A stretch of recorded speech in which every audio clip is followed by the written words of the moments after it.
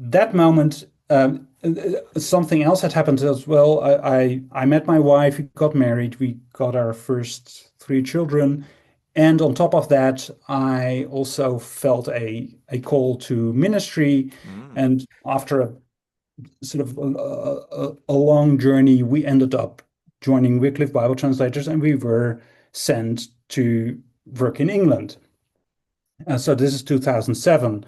Um, Because that the and people on that island really need a translation in their original language. So, well, no, not really.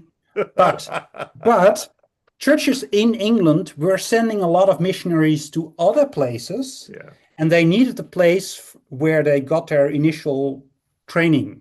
So in England, there was this training center where actually everybody who was sent from European countries would first go for half a year of linguistics training in England before they went to Papua New Guinea or Nigeria or places like that. So, and we were based on that center because there were a couple of other departments there as well, like the publishing department and IT support, and the training center. Now, so what happened while we were there is that at some point, um, I at that point I already knew that I couldn't really make it all work with the Dutch Reformed theological framework, Hmm. even though we were sent from a sort of more or less Dutch Reformed church, but this Hmm. was um, but 1 year in there, and then probably also in part in just in response to the transition that we went through, and everything is different. So it's we were really uprooted, and you're trying to figure out how to live in a different country, different language, a different everything. And 1 year in or so, I realized actually it's gone. Faith just gone. Really? It was just gone. Wow.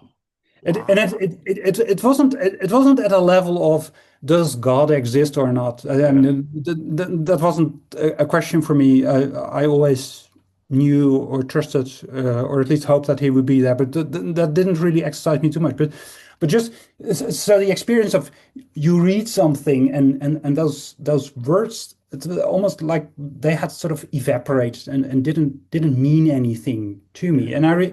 And so I realized I couldn't pray anymore. So I spent, I think, about half a year or so in this sort of desert phase.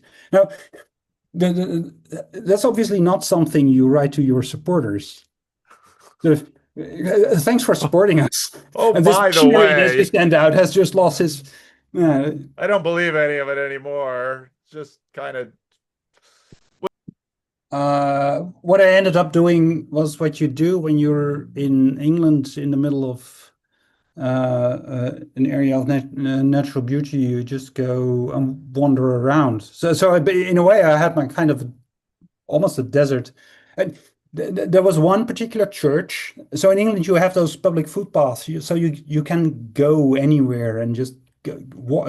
So there was one 11th century church that I found, and I kept going back to the 40-minute walk, and then I spent an hour sitting there, and but there was nothing. I mean, I didn't even know how I could pray or anything, but just I kept going, or I would wander in the woods and end up in a place and sit on a tree stump and just sit there, and basically with the gesture of, okay, God, I don't know how this works. This is not the way it's supposed to work, and I don't know how to figure it out. So you do your thing. And so, what what what brought me back, or where I was found again, was that for other reasons, at some point we decided to attend the local village church. Just a simple I think 12th century Anglican village church, like you have all over the place there. And that right from the first time we went there, it felt like coming home. Mm. Um, what really helped me was, I mean, sometimes I say, well, I was basically saved by the Book of Common Prayer, which again in the Dutch Reformed context obviously doesn't really work. So what helped me was to be able to read a prayer because I didn't have an inner life to to create my own prayers because there was nothing, so I couldn't pray. Mm.